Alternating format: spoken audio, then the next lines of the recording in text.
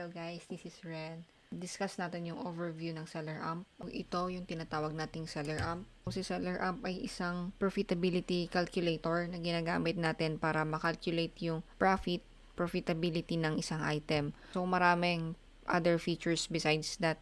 Pero yun yung pinaka main use ni Seller Amp para sa akin. Yung pag-calculate ng profit ng isang item. Ito yung interface ng site. Isa siyang tool na kailangan ng subscription. So, kapag VA ka ng isang Amazon seller, binibigyan ka ng access sa tool na to. So, hindi mo kailangan mag-subscribe or ikaw mismo yung magbabayad ng tool unless gusto mo mag-practice din yourself kung paano gamitin itong si Seller Amp. So, ang ginagamit natin sa kanya ay yung Chrome extension. So, paano nga ba mag-install ng Chrome extension? So, pumunta ka lang sa Google, type mo Seller Amp Chrome extension. Then, after that, ito yung makikita mo. So, ayan. Seller Amp So, i-add mo siya sa extensions mo. Add to Chrome, sabi ang ganon.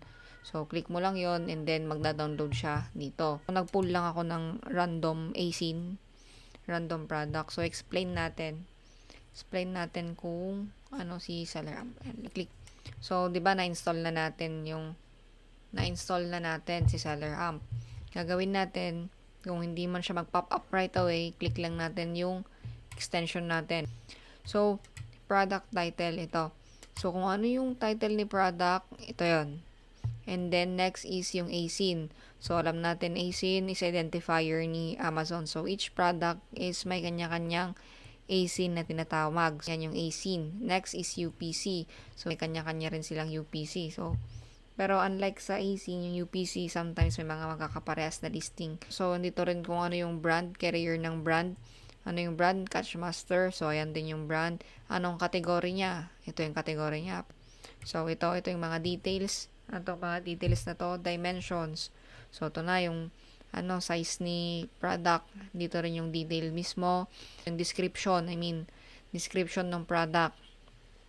And this is open Amazon product page. So, pag click mo yan, redirect ka sa page na to. Nung AC na nandito sa Seller Amp. Next is search for product title on Google. So, pag click mo to, masa-search itong item na to sa Google. So, ito na yung ginagamit para sa pabilis natin yung paghahanap ng supplier. Lalabas dito sa Google yung mga items. Hinahanap niya itong title sa Google. Next is yan, Open SaaS and Web App. So, ano lang siya, mapupunta lang siya dun sa mismong site ni Seller Amp. Pero ganun din, same details, lalabas din yan. Ayan. So, ayun. Moving on. Dito tayo sa quick info.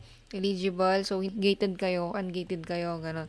So, pag naka-green yan, ibig sabihin, pwede nyo siyang isell. Hindi kayo gated sa, category or brand na yan. BSR is yung ranking. Pag mas mababa, mas mabilis yung movement. Estimated monthly sales. So, ito yung benta ni product each month. Next is, forgot itong alerts variation. So, dito sa alerts, iba't ibang klase na nagpa-pop up dito. IP, variation, generic brand, stuff like that. So, lahat ng mga bagay na dapat ma-take note mo or bigyan mo ng pansin sa isang product, lalabas yan dito sa alerts. Next is max cost. Ito, para sa akin, crucial to pag nagsosource ka. Dito ako unang tumitingin bago maghanap ng supplier. So, yung max cost kasi, ito yung nagde-determine kung ano dapat yung max na cost nung source mo. For example, itong product na to. So, ang max cost dapat nung supplier mo is $11. So, dapat yung mga hanapin mong supplier, dapat hindi lalampas sa max cost mo, para makuha mo yung profit na hinahanap mo or nakaset sa settings ng Seller Amp mo. Cost price, kung magkano yung pagkuha nyo sa supplier. Sale price, of course, ito, nagva-vary ito. Kung gusto nyong sale price is yung buybox price, pwede rin yung 90 days average, nakadepende sa'yo, pwede yung customize yan. Next is yung profit, syempre after mo mag-plug dyan ng for example, plinag mo yan, yung max cost dito or yung cost ng supplier mo, lalabas na dito automatically, kaya nga siya profitability calculator. Since lalabas na dito agad yung profit na pwede nyo makuha sa product na to. And of course, ROI, return of investment. And next is profit calculator. So ito, same lang din siya nito. So pag nag-plug ka ng number dito, lalabas din siya dito. Mas mas na-elaborate lang yung calculator. Since dito, fulfillment type, FBA and FBM. So, kung FBA kayo ni client, FBA yan. And pag sinabi naman ni client, maghanap ka for FBM, turn off mo lang yan. So, FBM cost, kung FBM man kayo, syempre may shipping fee or may shipping cost yan pag FBM since kayo mismo yung nag-ship sa customers. Next is the Google Sheets. So, export to. So, ito yung mga Google Sheet na ginawa under this seller app. So, pag nag-click ka, ma-export itong lahat ng details or yung details na nasa sheet mo na kailangan mo. Ma-export yung mga data na yon doon mismo sa sheet na associated dito. So, mas mabilis siya compared sa other tools since hindi mo na kailangan magmano-mano na mag-copy ng details. So, directly na siyang ma-export doon sa spreadsheet mo.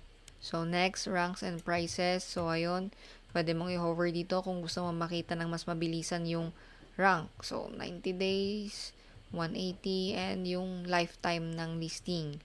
So, andyan na lahat yon. Nakadepende yan kay client kung ano yung reference, trip niyang reference. Kung 90 days ba siya, kung sa current siya, bumabase, and all. Pero ako usually 90 days talaga tinitingnan ko for stability ng isang product. So, ayan. So, alerts, yung gaya ng sinabi ko. So, basically, yung mga nandito sa baba, siya, parang elaboration lang siya or mas pinalawak lang siyang part nitong andito sa taas. So, ayun, ito yung pinaka nagmamatter lang naman sa akin kapag tumitingin ako ng seller amp. And then, ayan, makikita mo na rin dito, variation, and Pero usually kasi, itong charts, variation, mga ganyan, sa mismong Keepa ko na tinitingnan. So, hindi ko na to masyadong tinitingnan sa seller amp. Pero, depende kasi sa'yo yan kung ano yung mas sanay mo. Mas gusto ko lang siya tignan sa Keepa kasi mas malaki. And mas nakikita ko lahat. Kumbaga, mas detailed. Then, notes, for example, nakabogo siya. Buy one, get one free. Pwede mong i-note dyan. Add note ka lang dyan. And then, i-save mo. Pag-export mo, may sasama rin siya doon sa doon sa export mo sa sheet kung nakalagay itong column na to doon. Next, discount. Depende yan din kung kung meron kang nakuwang discount from supplier, pwede mo lang mabili 5%, 10%, 15%. Pero again ako, hindi ko na siya ginagalaw yan. Pero, ikaw, kung ano yung prefer mo talaga for seller amp. Then, next offers. Ito na yung number ng sellers currently nasa listing. So, yan.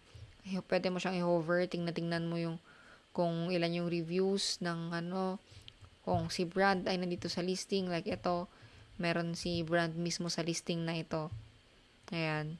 So, pwede mo rin tingnan yung recent, yung live, all offers, or prime lang, kung mga FBA lang, or all offers kasama FBM. So, look up details. So, dito mo ilalagay yung link ng supplier mo. For example, nahanap mo siya sa Walmart, copy mo yung link ni Walmart, dito mo siya ipipaste, isave mo, para pag nag-export ka ng data sa sheet mo, sumama rin siya. Hindi mo na kailangan i-copy-paste doon mismo sa sheet. So, ayun. Kaya rin dito mag-add directly na sa Seller Central kung hawak mo rin ang Seller Central ni client. Basically, yun lang naman yung mga details dito sa Seller Amp. And, ayun, ginagamit ko lang talaga ang Seller Amp for calculations. Kasi, more on Keepa talaga ako. And, discuss pa natin yung other features ni Seller Amp sa next video natin. Turuan ko kayo kung paano mag-storefront stocking gamit ang Seller Amp. Like and follow for more tips.